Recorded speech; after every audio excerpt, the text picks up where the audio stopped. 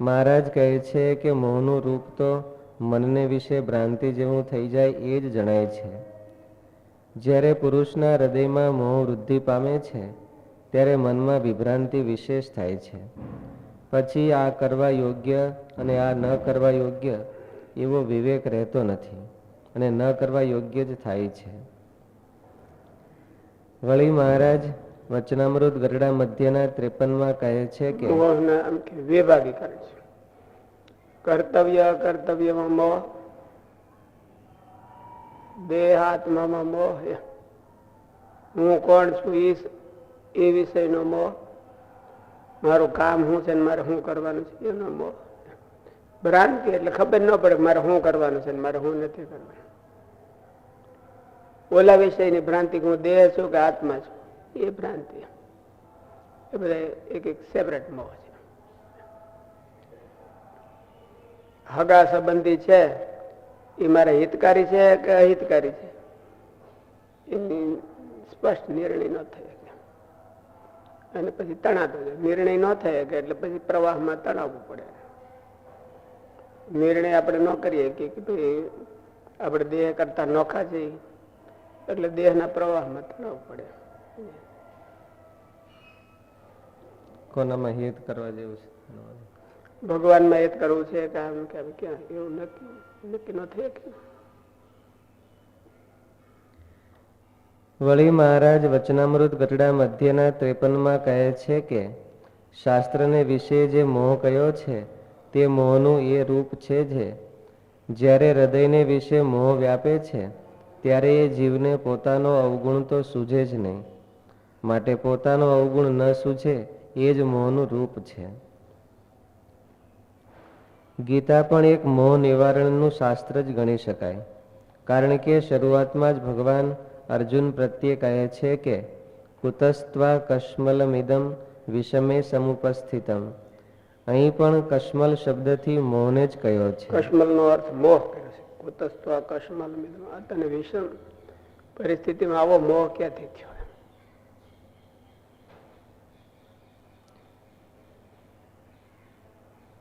અહીં પણ કશ્મલ શબ્દથી મોહને જ કયો છે. છેલ્લે અર્જુન એકરાર પણ કરે છે કે નષ્ટો મોહ સ્મૃતિર્લબ્ધા કરીષ્યે વચનમ તવ. હે મહારાજ, તમારા ઉપદેશથી મારો મોહ નષ્ટ થયો છે. અર્જુનનો હું મોહ નષ્ટ થયો હતો? હું અર્જુનને મોહ હતો હું નષ્ટ થઈ ગયો? કર્તવ્ય કરવાનો મોહ, કર્તવ્ય અકર્તવ્યનો મોહ હતો.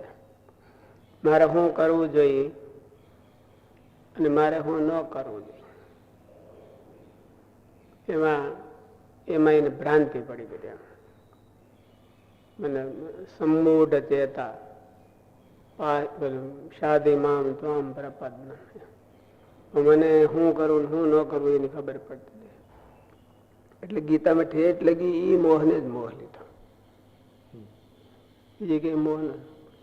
દેહાત્માનો વિભ્રમ એને મોહ છે પણ તોય મોહ ન લીધો. એને જ મુખ્ય મોહ તરીકે લીધો. અને અર્જુને એકરાર કર્યો કે હવે મને મોહ વયો ગયો છે. તો દેહાત્માનો ભ્રમ એ નથી, એ મોહ નથી. તો એને કેમ ન લીધો? ગીતા તો સનાતન શાસ્ત્ર છે, જીવના હિતના માટે પ્રવર્ત્યો છે. બહુ અગત્યનું કહેવાય. તો એને દેહાત્માનો મોહ લેવો જોઈએ ને. દેહાત્મામાં ભ્રમ થાય છે, વિભ્રમ, એની હોતે વાત કરવી જોઈએ ને. એમ કેમ ન કર્યું?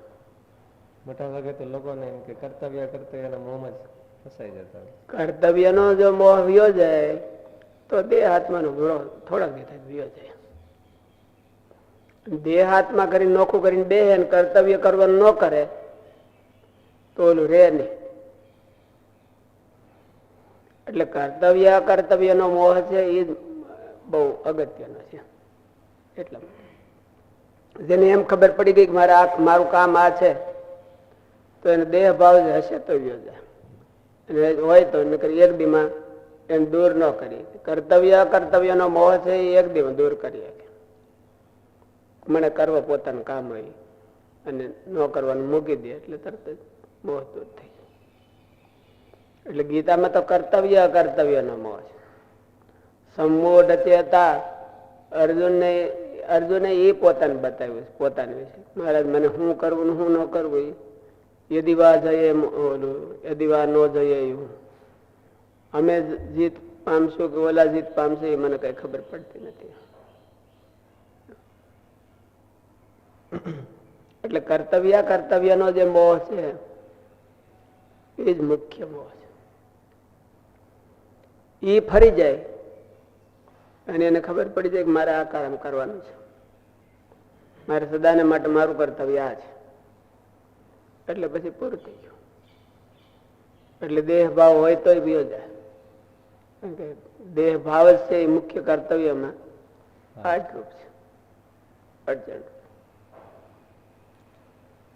માટે અહીં પણ મોહની ચિકિત્સા કરવામાં આવી છે. મહારાજે કહ્યું કે મોહમાં પોતાનો મહારાજે અહીં કીધું કે ઉત્તમ વિષયમાં રાગ છે, ઉત્તમ વિષયમાં રાગ છે એ જ મોહને ઉદય થયાનું કારણ છે. તો એનો અર્થ એવો થયો કે કર્તવ્ય ભ્રષ્ટ માણસ ક્યારે થાય છે? રાગથી થાય છે. કર્તવ્ય ભ્રષ્ટ પોતાને કરવાનું હોય ન કરે, ન કરવાનું એ કરે, એટલે રાગથી ભ્રષ્ટ થાય છે. માટે અહીં પણ મોહની ચિકિત્સા કરવામાં આવી છે. મહારાજે કહ્યું કે મોહમાં પોતાનો અવગુણ સૂઝે નહીં, ઉલટો સામાનો જ અવગુણ સૂઝે. તેથી જ તો ગીતાના અંતે મારો મોહ નષ્ટ થયો છે એવું સ્વીકારનાર અર્જુન પણ ગીતાની શરૂઆતમાં ભગવાન પર આક્ષેપ કરે છે કે કથમ ભીષ્મ મહમ સંખ્યે દ્રોણમ ચ મધુસૂદન. કથમ શબ્દ મારું કર્તવ્ય શું છે? ભગવાનને પૂછે મારું કર્તવ્ય દ્રોણ હારે બાંધવાનું છે કે દ્રોણ પૂજવાનું છે? શું મારું કર્તવ્ય છે? તમારા મનમાં શું જાણો છે? કથમ શબ્દ પ્રયોગનો આશય છે કે મહારાજ તમારી કઈક ભૂલ કથમ થાય છે. આક્ષેપે, કથમ આક્ષેપે એવા અર્થમાં છે.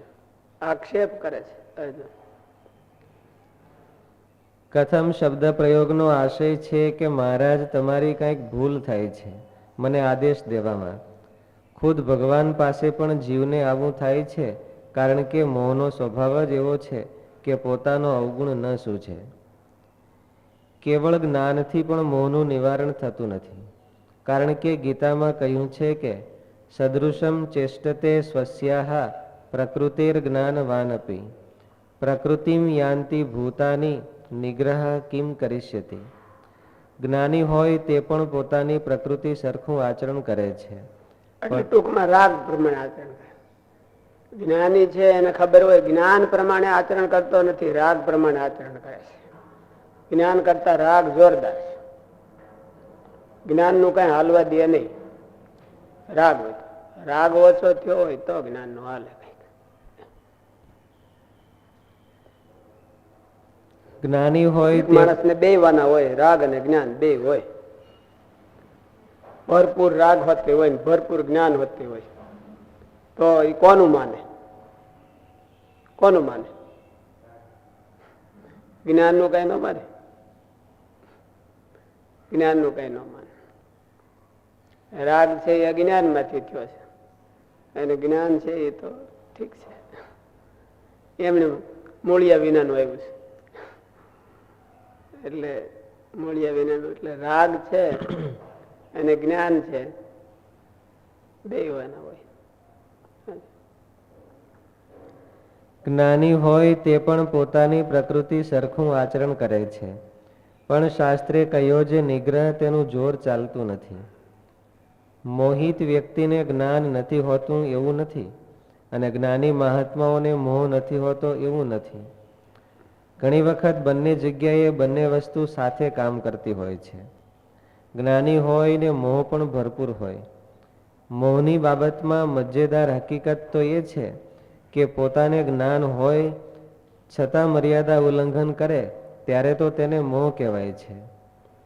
જ્ઞાન હોય ને મર્યાદા ઉલ્લંઘન કરે તો જ્ઞાન કહેવાય, અને જ્ઞાન હોય અને એની એસી ટેસી કરીને મર્યાદા ઉલ્લંઘન કરે તો જ ઈ મોહ કહેવાય, નહીં તો મોહ ન કહેવાય.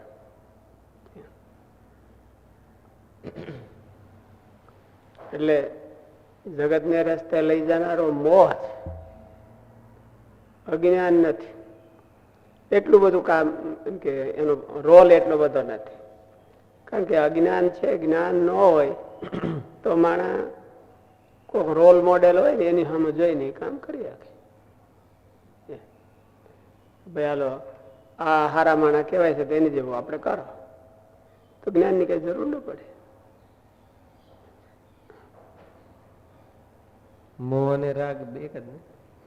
રાગ માંથી મોહ થાય, રાગ માંથી બે ને એક ન કહેવાય.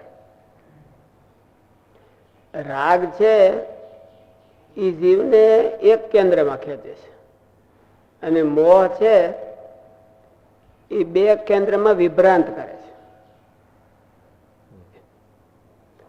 આ કે આ મારે વિભ્રાંતિ કીધી. વિભ્રાંતિ નો અર્થ બેમાંથી એક કયું?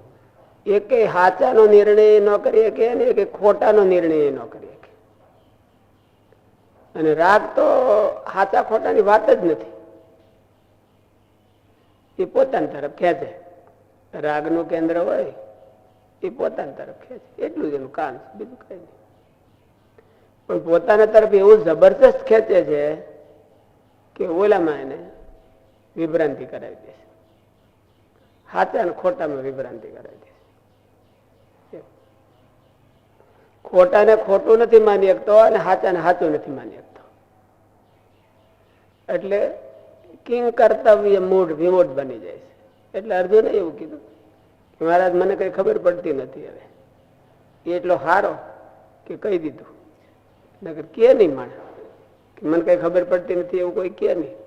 ન પડતી હોય તોય કે મને ખબર પડે એટલે તો મોહ કહેવાય. કોઈ એવું સ્વીકારે કે મને ખબર પડતી નથી?